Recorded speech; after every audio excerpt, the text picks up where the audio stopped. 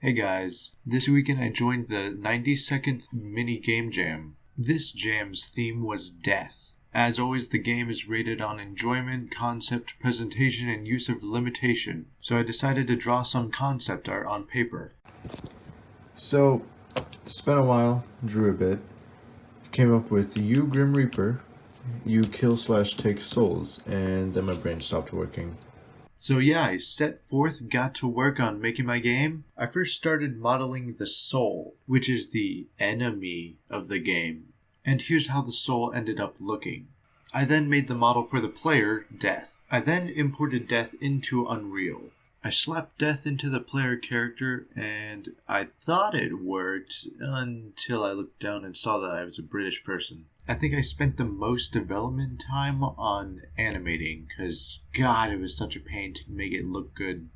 I decided to make it so each time you slashed, it would be a random animation of 4 different variations. One was a right to left slash, the other was a left to right slash. The other 2 were top to bottom and then bottom to top. But in the end, it looked really good.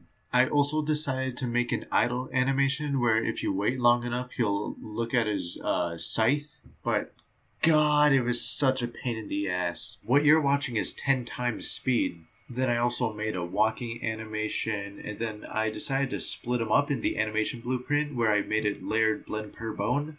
So basically, you could have separate animations for just the hand, and it won't affect the leg animations, or vice versa, which I did. I found a solution to the British teeth problem where I shrunk the head to 0 times so it just didn't exist at all. Since slashing was your only way to attack, I didn't want it to be repetitious. Is that a word? I don't know. I didn't want the player, or me, seeing the same animation 1,000 times over. So I made it so that it would randomize each time you slash. So you slash once, it could be one of 4. The next time it could be the same one, or any of the 3 other ones. So I made it so that every time you slash, it sent out a sphere trace with a radius of 15. So it shoots a capsule where if it hits something, it returns the value and I could do whatever I want with it, depending on what it hits.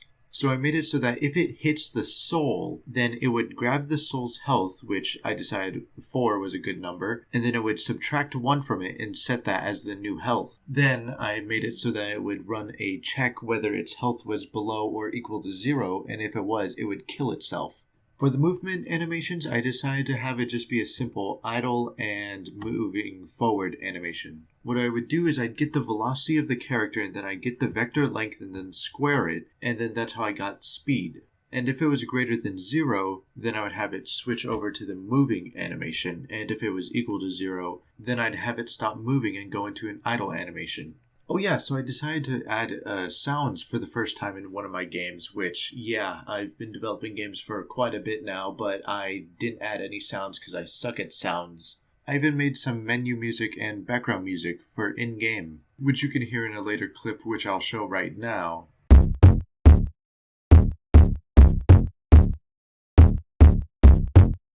Also, when I first implemented the AI for the souls, this happened.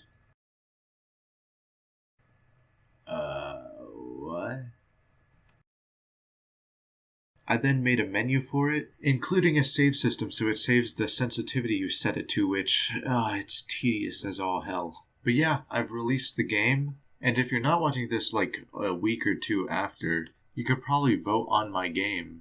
But yeah, other than that, I had a lot of fun making this game. I hope you have fun playing it if you do choose to decide to. Like this video if you liked it, dislike it if you disliked it, and I'm out of here.